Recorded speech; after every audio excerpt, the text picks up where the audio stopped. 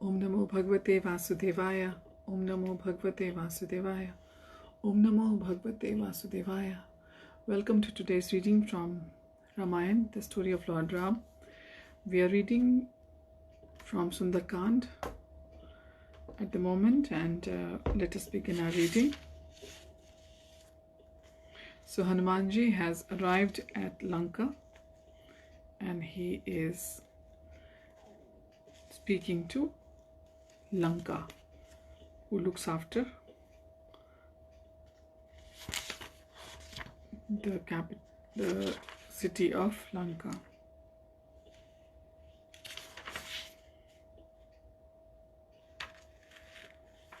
Lanka is the presiding deity of the city. We read that yesterday. The enraged Lanka shouted, "You will not," and struck Hanuman with the palm of her left hand. Hanuman roared loudly with indignation and struck Lanka with its left fist, although not violently, because she was a woman. Lanka fell to the ground, moaning in pain, begging, "Please spare me, for a true hero will never strike a woman. Once long ago, Lord Rama told me, when you are overpowered by a monkey, the destruction of your city and all the Rakshasas is imminent. I therefore admit defeat, for I can understand that Ravan's death is at hand. O monkey, you have my permission to enter Lanka." Hanuman quickly traversed the entire city, jumping from one rooftop to the other. He detected many spies in various disguises. He also saw an army of 100,000 Rakshasas protecting Ravan's palace, which was completely encircled by thick walls made of gold. As Hanuman searched for Sita throughout the Lanka, he beheld great palaces with jewel-inlaid doors. The walls within were dust-free and as clear as crystal. The floors were laid out in fascinating designs. Filigree stairways, inlaid with gold and silver, led to balconies, and above them were magnificent domes and ceilings.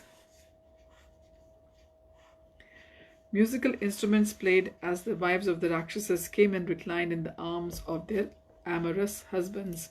As he entered one residence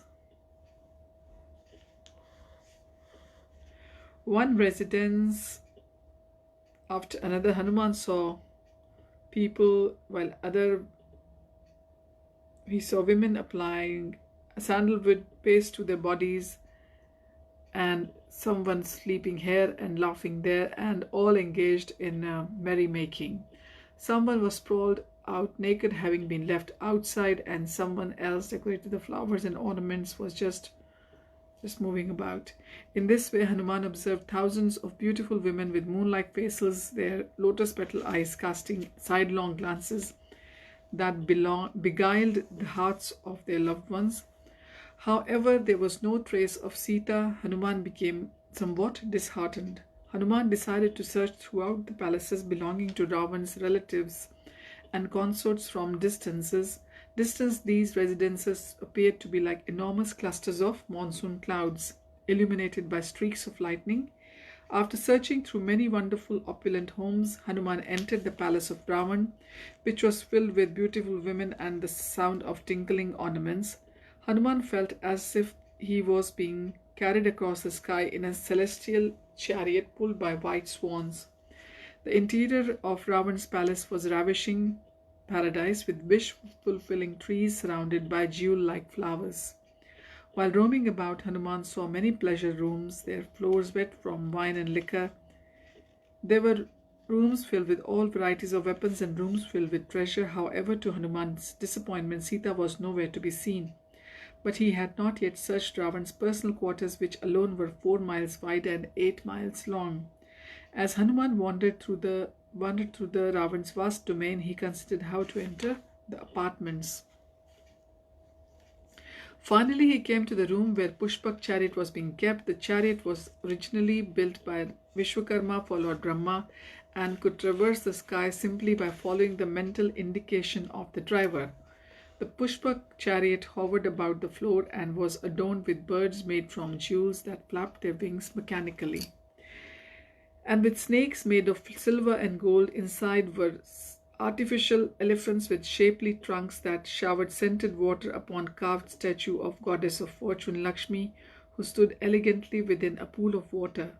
A lotus flower in each of her four lovely hands, the Pushpak chariot appeared like a large floating hill and was fitted with stairways of gold, white crystal floors, and balconies made from sapphires.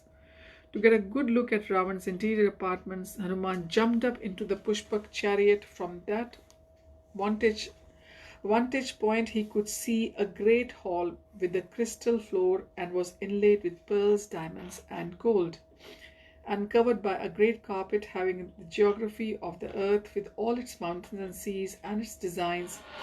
Stairways made of gems led to the upper levels, and everything was softly illuminated by golden lamps whose light reflected upon countless valuable jewels. Everything about this spectacular hall was gratifying to the five senses. Thus Hanuman began to wonder, where I am in this heaven, this could well be the supreme realm of Lord Brahma. Upon entering the inner quarters, Hanuman saw thousands of colorfully dressed beautiful women sprawled upon the expansive carpet.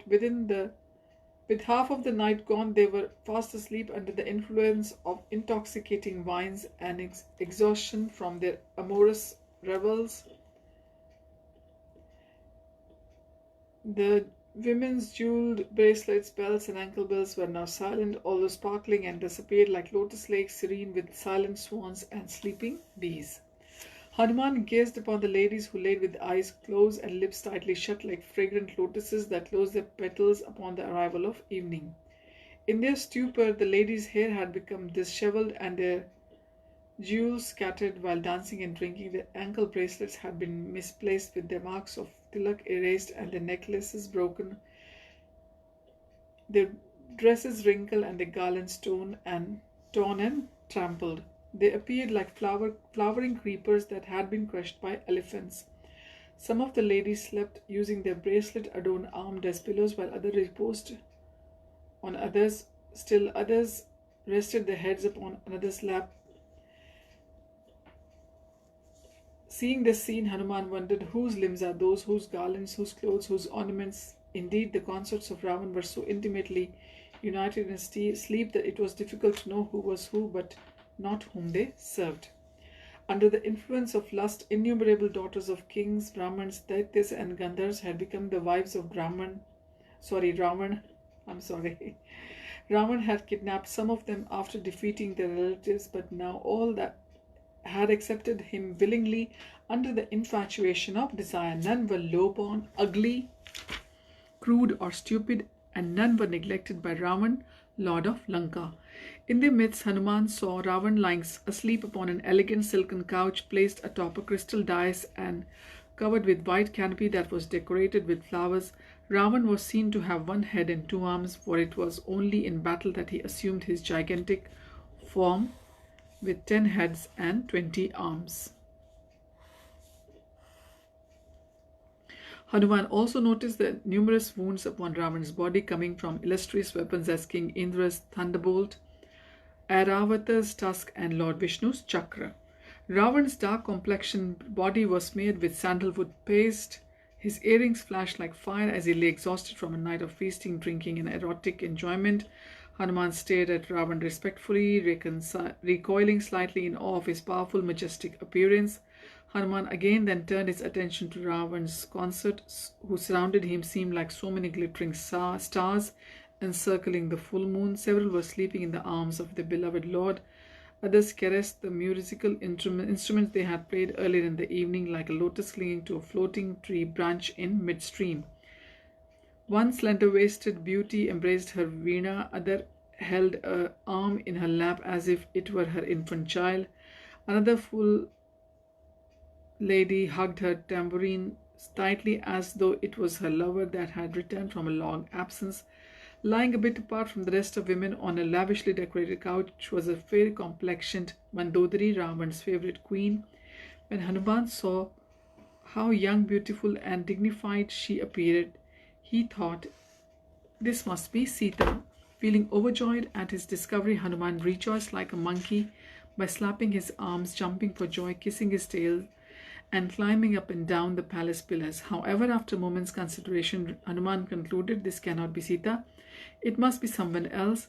She cannot be able to even eat or sleep in separation from Ram, nor would she decorate herself nicely or accept the association of another male, even if he were the king of heaven. Indeed, in comparison to Ram, what are the demigods, what to speak of a wicked Rakshas like Ravan? So we will continue our reading from here onwards tomorrow from Sundarkand. And today is Srila Prabhupada's disappearance day. So there's a lot of programs coming on the Hare Krishna TV on its live streaming on YouTube and on the web page itself. So there's a lot to watch, and if you've got Prabhupada Lilamrita, you should read that. You should do some reading from that. If not, you can always access it from the vedabase.com online. And yes, we'll continue the reading tomorrow. Wish you all a very blissful day ahead. Hare Krishna.